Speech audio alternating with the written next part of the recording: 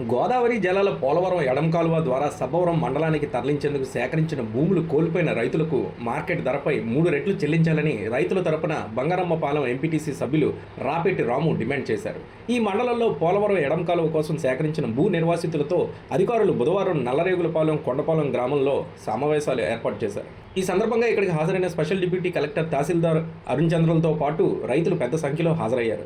ఈ సందర్భంగా రైతులకు ప్రభుత్వం ప్రకటించిన నష్టపరిహారం చాలదని, దీంతో రైతులు తీవ్రంగా నష్టపోతున్నారని, కాబట్టి 2013లో భూసేకరణ చట్టం ప్రకారం రైతుల మార్కెట్ విలువపై 3 రెట్లు చెల్లించాలని ఆయన అధికారుల దృష్టికి తెచ్చారు. దీంతో స్పందించిన అధికారులు జిల్లా కలెక్టర్ ప్రాజెక్టు అధికారుల దృష్టికి తీసుకువెళ్లి రైతులకు మేలు జరిగే విధంగా చర్యలు తీసుకుంటామని హామీ ఇచ్చారు. మీకు ఈ రోజు ఉన్నటువంటి గవర్నమెంట్ వాల్యూకి 2.5 టైమ్స్ మేము మీకు పరిహారంగా ఇస్తాము, మీ భూములు మాకు ఇవ్వండి, మరి తప్పదు అని చెప్పేసి నన్ను మాటకి ఆవేళ రైతులు భూములు పోయినా సరే తలొగ్గి ఒప్పుకోవడం జరిగింది.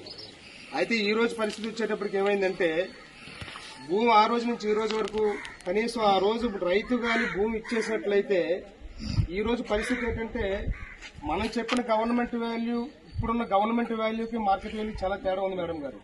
మార్కెట్ వాల్యూ సుమారుగా ఎకరం ₹1,00,000 ఉంది, ₹1,00,000 ఉంది, ఎంత లోపలికైనా ₹1,00,000 ఉంది ఇక్కడ. కానీ గవర్నమెంట్ వాల్యూ వచ్చేటప్పటికి 25,000, ఇప్పుడున్న రేటు 25,000 ఉంది. అంటే 75% మార్కెట్ వాల్యూ ఎక్కువ ఉన్నప్పటికీ కూడా రైతులు 2.5 టైమ్స్ అంటే సుమారుగా ఒక ఏదో 75,000, ₹65,000 మనకు వస్తాయి కదా, పోతే లాస్ అయితే సగం లాస్ అవుతున్నాం కదా అనే ఉద్దేశంతోనే తప్పని పరిస్థితుల్లో ఒప్పుకోవడం జరిగింది రైతులందరూ కూడా. అయినప్పటికీ కూడా ఈవేళ ఆ డబ్బులు తీసుకుని ఇంకో భూమి కొనుక్కునే పరిస్థితి లేదు, ఎందుకంటే భూమి రాదు కూడా. ఎకరం పోయినోడు అరెకరం కూడా కొనుక్కోవడం కష్టం, అమ్మేవాడు కూడా లేడు. కానీ అయినా సరే రైతులందరూ సమకూలంగా భూములు ఇవ్వడానికి సిద్ధపడినప్పటికీ కూడా మరి ఆ రోజు నుంచి ఈ రోజు వరకు కూడా మనకి మీటింగ్లు జరుగుతున్నాయి, కానీ ప్రాసెస్ ముందుకు వెళ్లట్లేదు.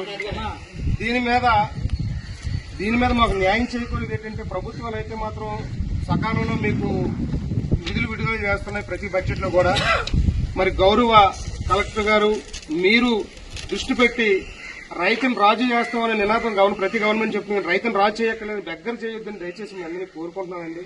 ఎందుకంటే ఇదే పరిస్థితిని వీళ్ళు ఆ రోజు భూమి అమ్మేసి డబ్బులు ఇచ్చుంటే ఆ డబ్బులు ఈ రోజుకు వడ్డీ కట్టాలనుకున్నా వీళ్ళు వడ్డీ అప్పులు తెచ్చేసుకున్నారు చాలా మంది. ఎలాగ భూములు పోతున్నాయి కదా, మనకు డబ్బులు వస్తాయని భూములు తెచ్చిన వడ్డీకి డబుల్ అయిపోయింది ఇవాళ. అంటే ₹1,00,000 వడ్డీ తెచ్చినప్పుడు ఇంకో 1,00,000 ఎక్స్ట్రా